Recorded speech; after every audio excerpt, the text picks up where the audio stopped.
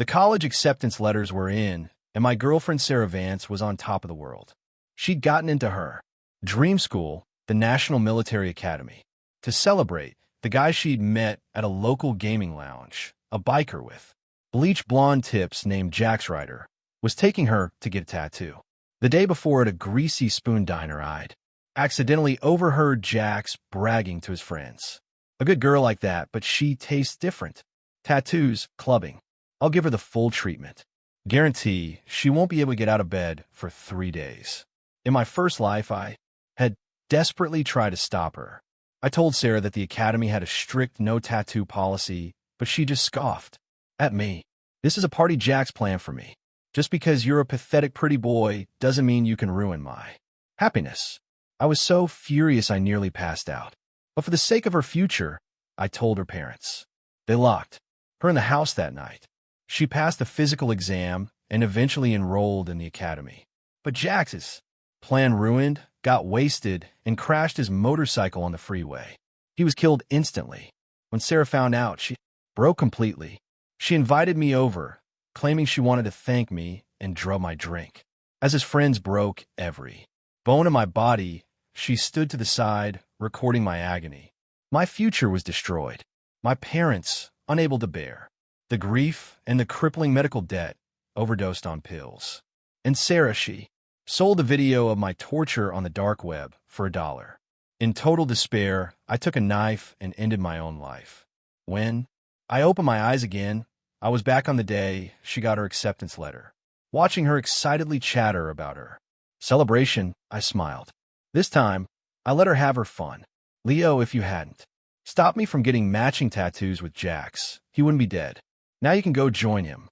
The feeling of my bones shattering vanished, and Sarah's demonic whisper faded from my ear. I snapped back to reality, the stinging pain on my cheek grounding me. What does a wimp like you know about being a real man? Sarah's friend giggled, covering her mouth. Come on, Sarah cut Leo some slack. Everyone knows he has a crush on you. He probably has wet dreams about you every night. Of course, he can't stand to see you getting a tattoo with another guy. Sarah folded her arms and shot me a look of contempt. Look at him. He's so scrawny. Jax has a six-pack. And after the tattoo, he's going to give me my real coming-of-age present. Both of them blushed. I laughed coldly to myself. Just yesterday at that diner, I'd heard Jax Ryder boasting to his buddies. A good girl like that, bet she tastes different. We'll do tattoos in the club. I'll make sure she's out of commission for 3 days straight. After that, she'll be begging me for more. He let out a slimy laugh. One of his friends asked, looking confused, didn't she get into the academy? Are they allowed to have tattoos? Jax, a high school dropout, had no clue. The mention of the academy just made the leer on his face even slimier. Even better, that means we get to play with uniforms later. This wasn't a celebration. It was a plan to destroy Sarah's life. In my past life, on this exact day, I had stopped her. I knew the academy forbade tattoos, so I did everything I could to prevent her from going. She passed her physical and went on to study there. But Jax died on the freeway, and Sarah hated me for it. She lured me to her house under the pretense of thanking me and drugged my water. The thug she hired broke my bones. And in my future, my parents, trying to scrape together money for my medical bills, were killed in a tragic accident at their construction job when a pile of bricks fell on them. She had someone take pictures of their mangled bodies and plaster them all over the walls of my house. Then she sold the video of me being beaten for $1 on the dark web, where my suffering became a meme. Utterly broken, I killed myself with a fruit knife. If trying to save her only led to my family's destruction, then this time I would let her go. Seeing the shy excitement on Sarah's face, I said calmly, go ahead. The physical isn't for a little while anyway, I added. You should probably get it all out of your system. You might not have another chance. My unusual response made her pause, but the thought of her date quickly washed away any suspicion. A hopeful smile returned to her face, as she and her friend excitedly discussed what matching tattoo to get and what sexy dress she should wear. I felt nothing. I just quietly packed my bag, ready to go home and submit my own college acceptance. But Sarah's friend blocked my path. "Where do you think you're going?" She sneered. "Hey, valedictorian," planning to sneak off and tattle. Sarah's parents ran a small breakfast diner and were extremely strict with her. "You're staying right here?" Sarah commanded. "You can go home after I get back tonight." I suppressed my rage, my voice tight with frustration. "Sarah, the application deadline is midnight tonight. I swear I won't tell your parents. Just let me go." Okay, there was no guarantee Sarah would even be back tonight. I couldn't let her lock me in his classroom. The memory of my gruesome death in my past life spurred me into action. I stood up and tried to leave. As I reached the door, a group of Jax's friends blocked my way. My voice was colder than it had ever been. "Sarah, let me go." Wow, the big brain is trying to be tough. One of them, Jared. "Sarah, look at this loser. He's definitely going to run home and snitch. Yeah, we can't let him ruin your romantic date with Jax. We should lock him in here." Sarah hesitated for a moment, but their words solidified her resolve. With their numbers, there was no way I could fight my way out. "Sarah, Jax is waiting downstairs," one of them urged. "He's not going to be happy if he sees you messing around with this nobody." That did it. Sarah shoved me backward with surprising force and slammed the door, the lock clicking firmly into place. With a loud bang, the door sealed me in this room. A perfect metaphor for the hopeless, trapped life she had condemned me to before. Reborn, my future was already ruined by her. "Again, you brought this on yourself." Her voice came from the other side. "You shouldn't have tried to stop me from seeing Jax." "Hey, Sarah, look at the valedictorian. Doesn't he look like a dog in a cage? You got him wrapped around your finger." "Sarah, look. He's so scared he won't even make a sound." Hearing their raucous laughter, a wave of profound despair and helplessness washed over me. Our entire childhood friendship, more than a decade of shared memories, meant less to her than a cheap thrill. Sarah and I had been together since kindergarten, walking to and from school together every day. We'd stayed up late wrestling with math problems and shouted English vocabulary at each other to stay awake. She used to bring me breakfast every day because she worried I didn't have time to eat. I would walk her all the way home every evening just to make sure she was safe. When she said she wanted to go to the academy, I gave up my dream of going to MIT to follow her. But everything changed the moment she met Jax Ryder. It was clear now that the Sarah I knew didn't want a future with me anymore. I stared at the clock on the wall, watching the hands tick past midnight, just as I thought. Sarah didn't remember I was still locked in the classroom. The next morning, a security guard found me. After leaving the classroom, I walked straight to the guidance counselor's office and knocked. "I'm willing to accept the offer from MIT. Is it too late?" After my SAT scores came out, the school principal and an admissions officer from MIT had visited my house several times. But I had been so set on going to the academy with Sarah that I turned them down. The counselor's face lit up. Not at all. I'll call him right now." 5 minutes later, the answer came back from the MIT officer. "As long as he wants to come, he can have his pick of any major. We can even put him on a direct track for a PhD." After completing the registration, a weight lifted off my shoulders. I walked home feeling genuinely happy for the first time in ages. But I was surprised to find Sarah's parents waiting at my front door. They were honest, hardworking people. And right now, her mother's weathered face was strewn with tears. "Leo, Sarah didn't come home last night," she said. Her voice choked with panic. "We keep calling her phone, but she won't answer. Do you know where she is? Her physical is tomorrow. That girl is going to be the death of me." Hearing the commotion, my parents opened our door. They were surprised to see me. "Leo, why are you home by yourself? We thought you were with Sarah." Suddenly, all eyes were on me. The memory of my brutal murder flashed through my mind.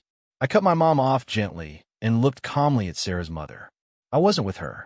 I don't know where she is." I said flatly, "Mr. and Mrs. Vance, maybe you should try looking somewhere else." Sarah's mother started to ask another question, but her husband cut her off, his face filled with rage. "That worthless girl. Just wait until I find her." After they left, Heartbroken and furious, my mom pulled me inside. "Did you and Sarah have a fight?" she asked, concerned. "You two are usually inseparable." I just smiled at my mom and went back to my room.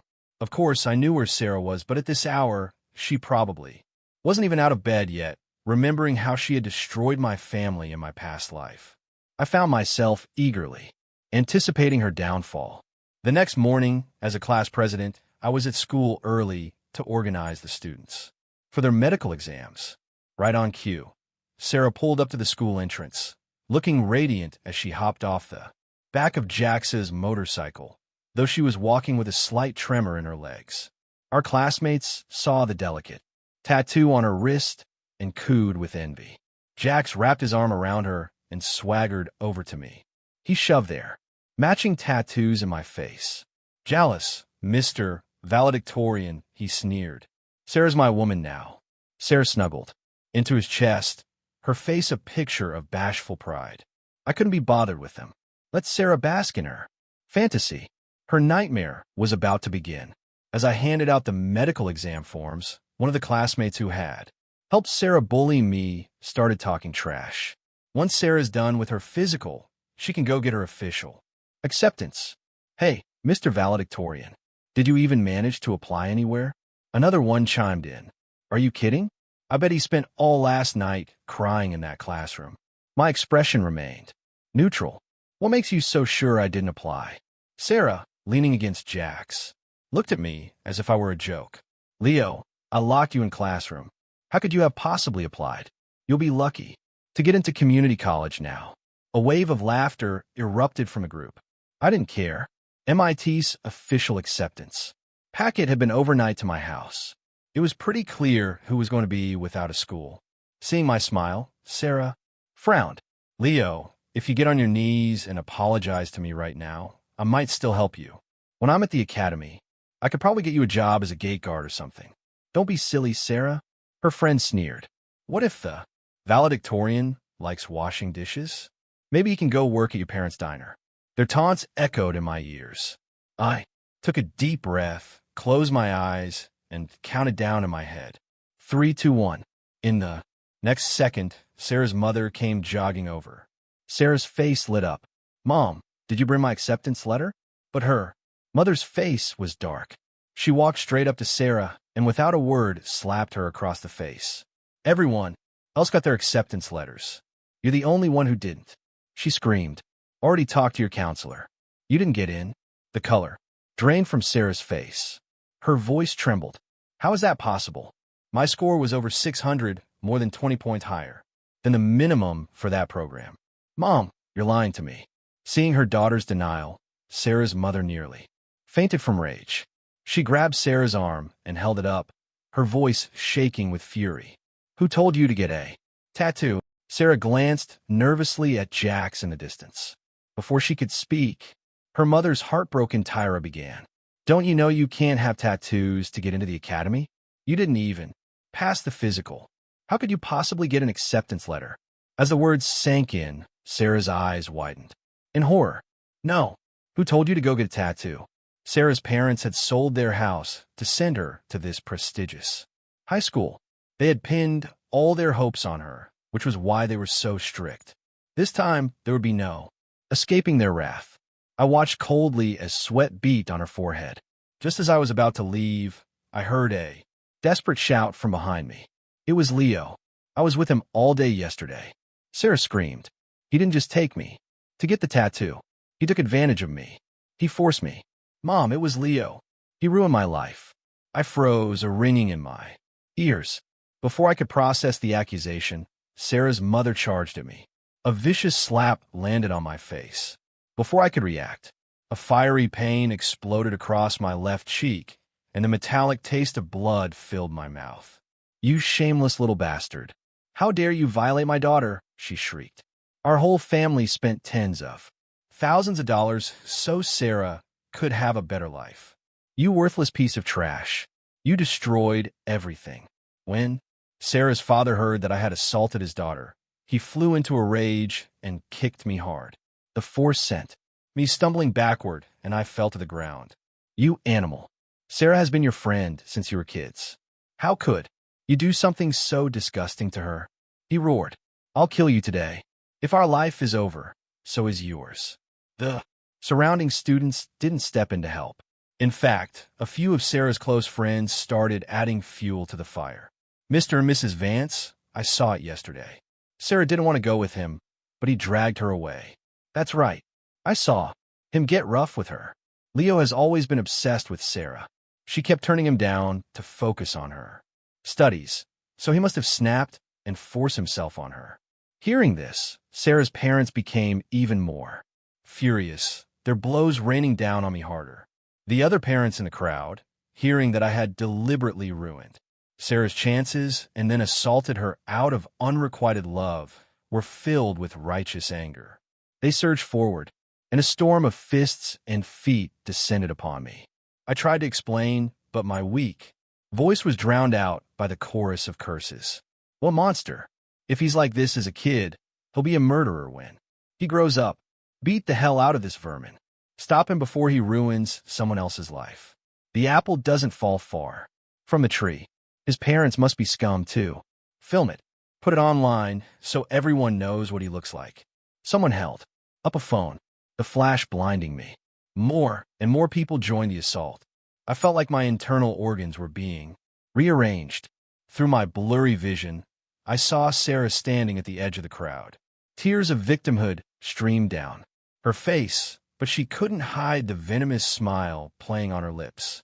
The same smile she wore in my past life as she watched me die. A sharp crack echoed in my ears as a bone broke.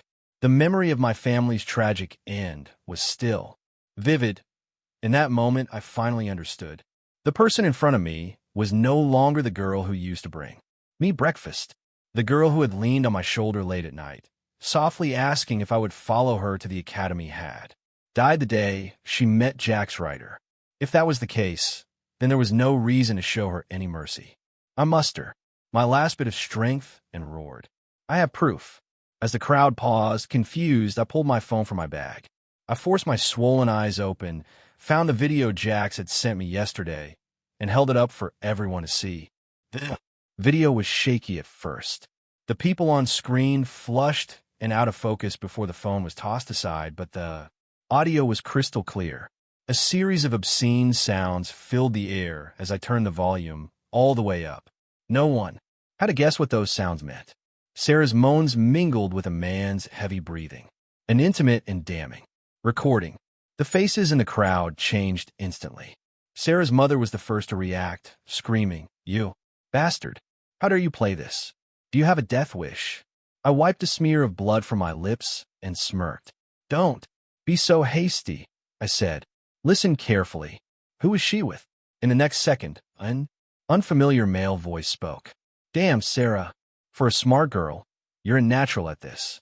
You're driving me wild." It was clearly not my voice. The ferocious expression on Sarah's mother's face froze as if she'd been struck by lightning. But the final nail in the coffin was Sarah's breathless, eager response that came next. "Ouch, you're hurting me." "What? Hasn't that loser Leo ever touched you?" Sarah let out a derisive snort. "That wimp, he's too scared to even hold my hand. Not like you." The once noisy courtyard fell completely silent. All the parents stared, dumbfounded at Sarah and her family. The audio from the phone continued, Sarah's gasps and the man's grunts echoing in the silence. I hit pause and, using my knees to steady myself, pushed myself back to my feet. Wiping the blood from my mouth, I turned the phone towards Sarah's parents. "Do you see now?" I say, my voice sharp. The person with Sarah last night was Jax, not me. I wasn't the one who told her to get a tattoo. Go after whoever you want, but it has nothing to do with me. I pointed a trembling finger at Sarah, cowering in the corner, my gaze as sharp as a knife. Furthermore, I was locked in a classroom all night by them. The school security cameras can prove it. Sarah's face went deathly pale. Her lips trembled, but no sound came out. Suddenly, her mother let out a heart-wrenching sob. "Your father and I work day and night. We kill ourselves. For you. How could you do this to us? All our family's hopes were on you." Her cries caught in her throat. She pointed a shaking hand at Sarah.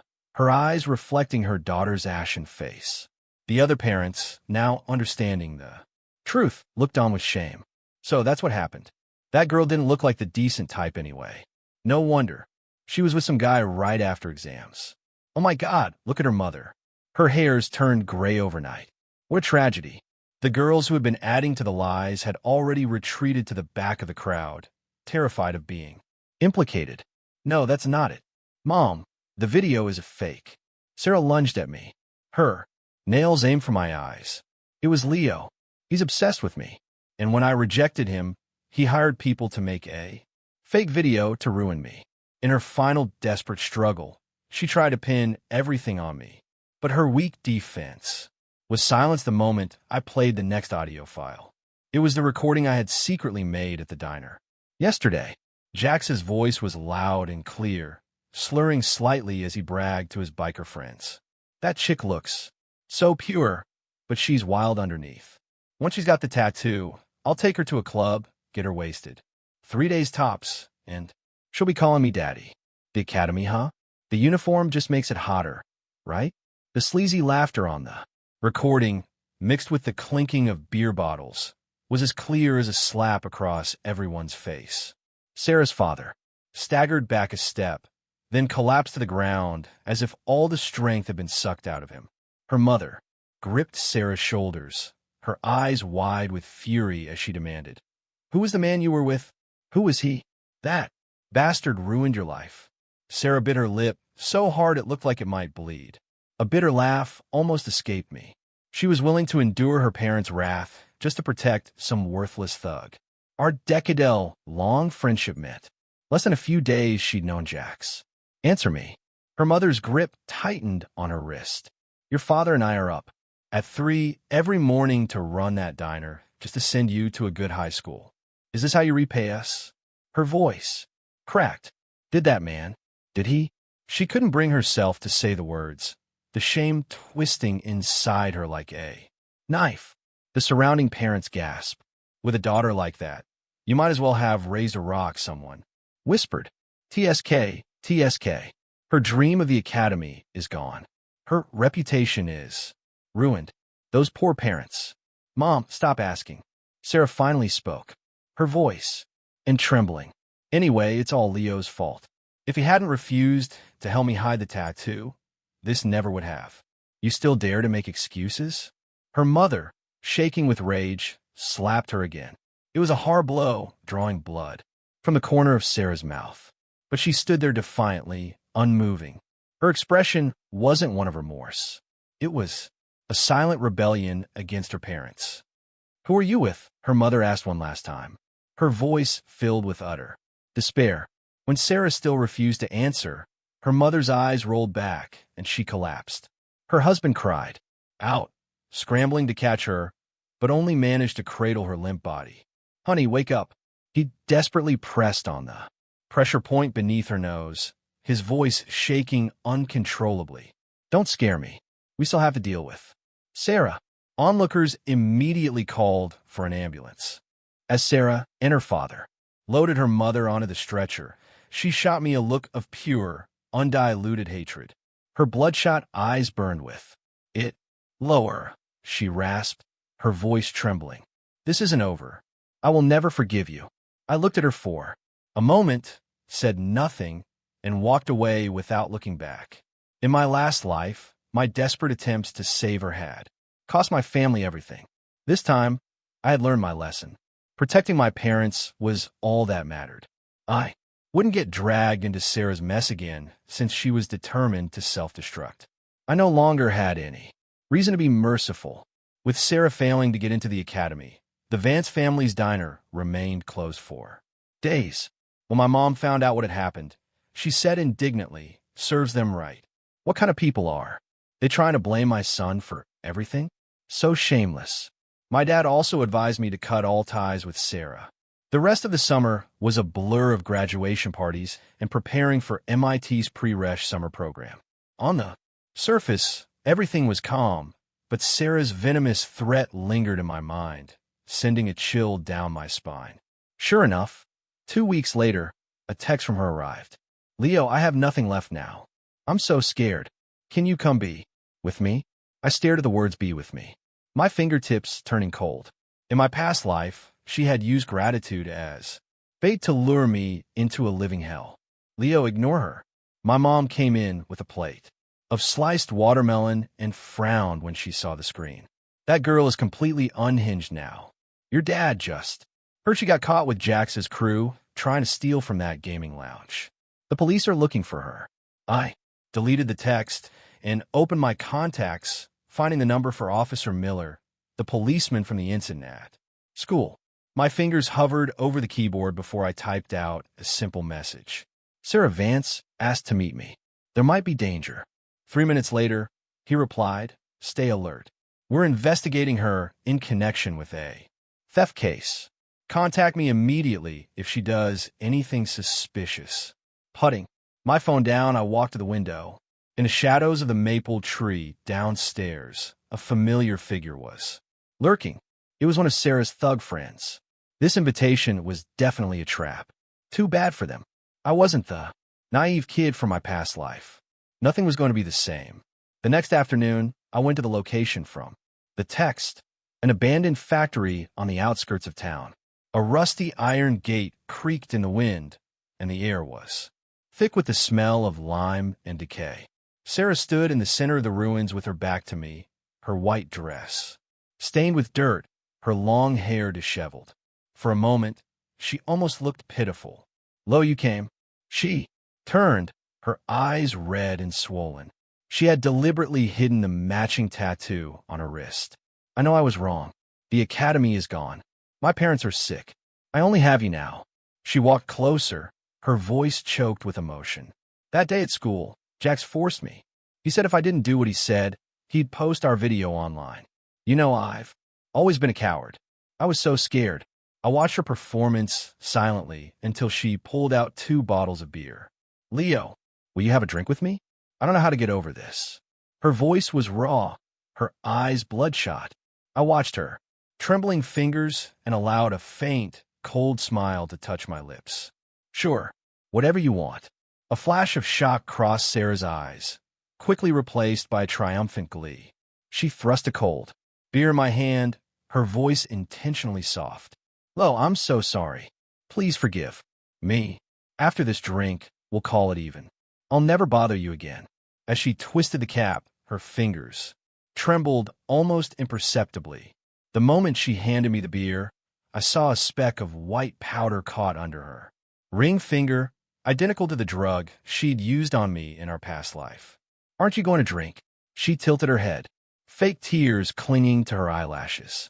Lo, do you still refuse to forgive me? I took the beer silently, then accidentally fumbled it. The cold liquid splashed onto her dress. She shrieked and jumped back. In that instant, I discreetly wiped the recording pin in my pocket on my pants, turning it on. As sorry, I feigned panic as she looked down at the stain. I swapped the beers, the one she'd given me. I kicked into a crack between some bricks. In my hand was the unopened spare I had brought. When I tilted my head back to drink, I made a deliberately exaggerated show of swallowing, letting the liquid run down my chin and into my collar. Glad you know what's good for you, Sarah sneered, moving closer. Her eyes were filled with a vicious hatred. Once you pass out, I'll let the guys take good care of you. Just like you shattered my dream. They're going to shatter every bone in your body. Her cheap perfume was so strong I almost sneezed. My vision began to blur. I stumbled backward, deliberately knocking over a metal rack. Behind me. Why are you doing this to me? I slurred, pointing at her. Sarah, why? Before I could finish, I let myself collapse. But just before she came to check on me, I found my phone deep in my pocket and blind texted a preset emergency message with my thumb. Help me. When I came to, I was tied to a chair. 3 shirtless bikers, Jax's friends, surrounded me. The leader stepped forward with a grin and slapped me hard across the face. Well, look, who's awake, Mr. Valedictorian, he said. Sarah told us you like to play innocent, so she asked us to give you a little lesson. Heard you got into MIT. Congratulations. So, which do you want to lose first, a hand or a foot?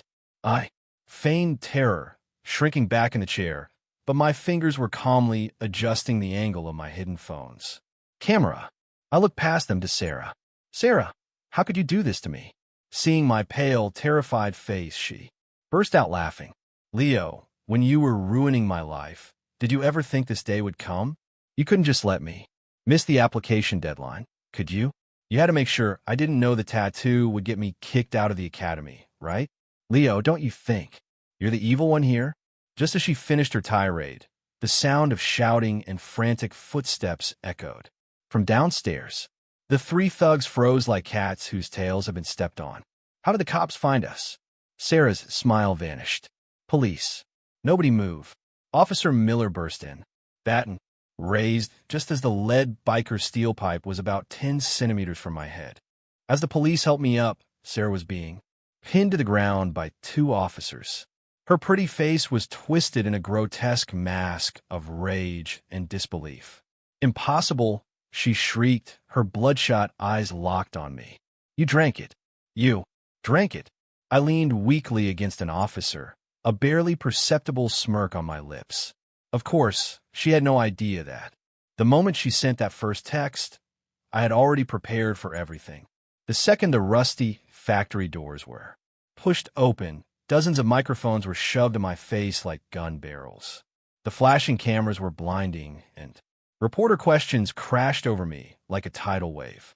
Mr. Carter, is it true that you drugged and attempted to rape Sarah Vance? We hear you've been accepted to MIT. Will institution like that really accept a student like you? How do you explain your actions in this attempted rape?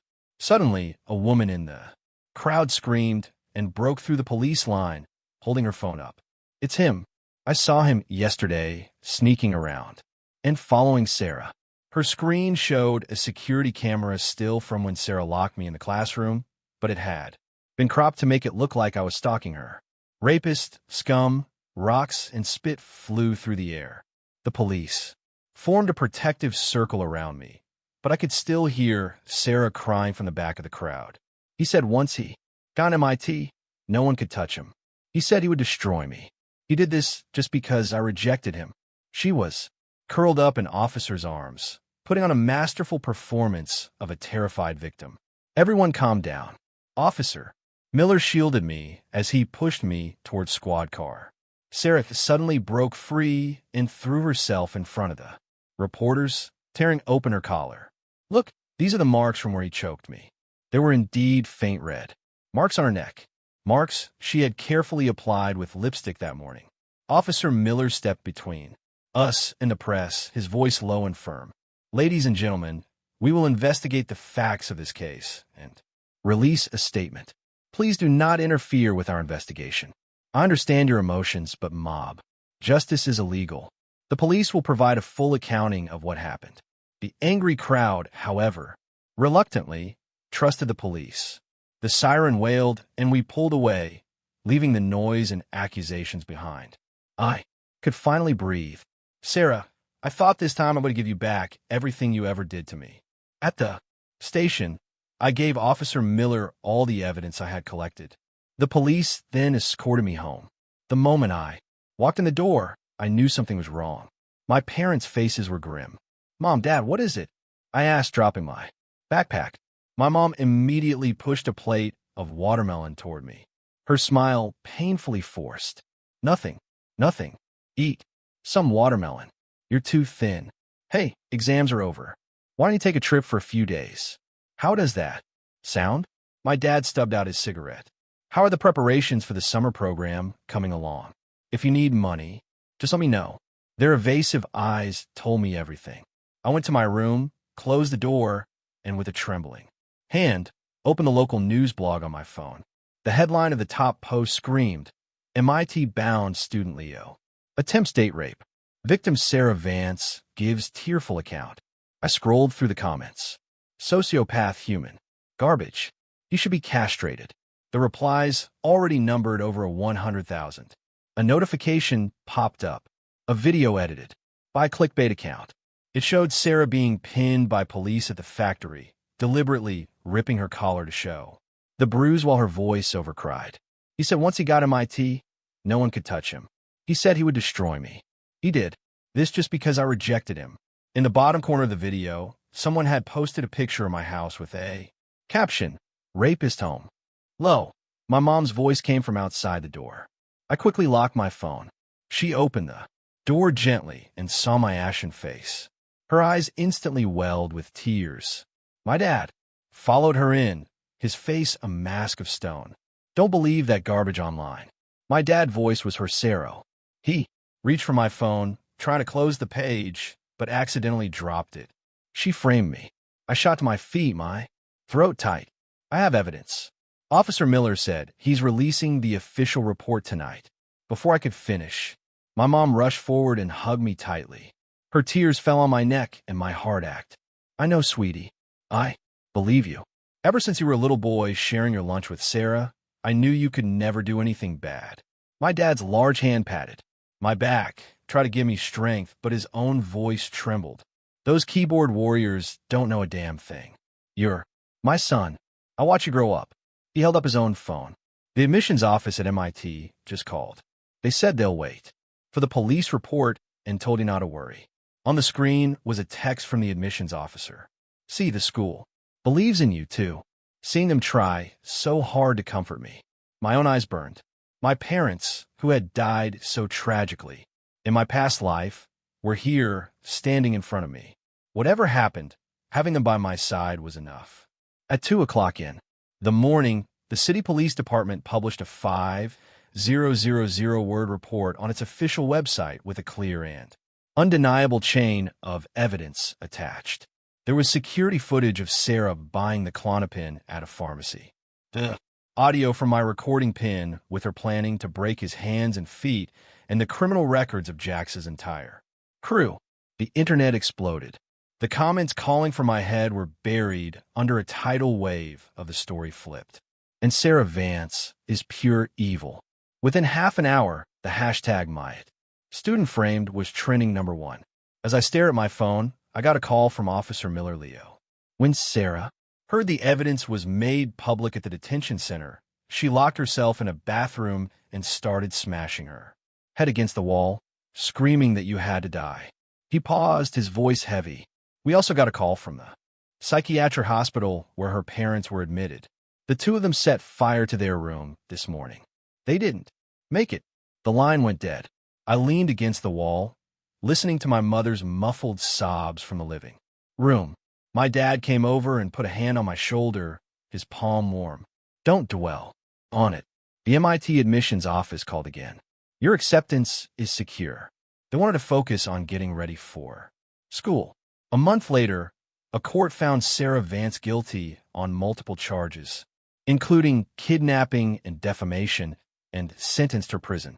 The school district officially expelled her. She asked to see me one last time. After a moment's hesitation, I agreed.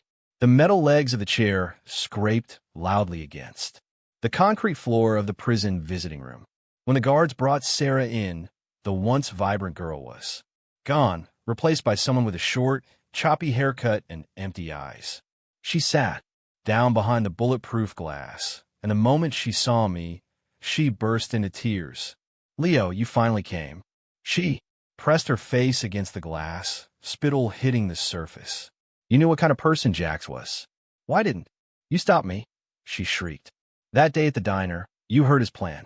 Why didn't you do something? You knew he was taking me to get a tattoo and go to a club. Why didn't you tell my parents? Why did you want to destroy me? Stop." "You?" I looked at the twisted face behind the glass, remembering how she had called me a wimp.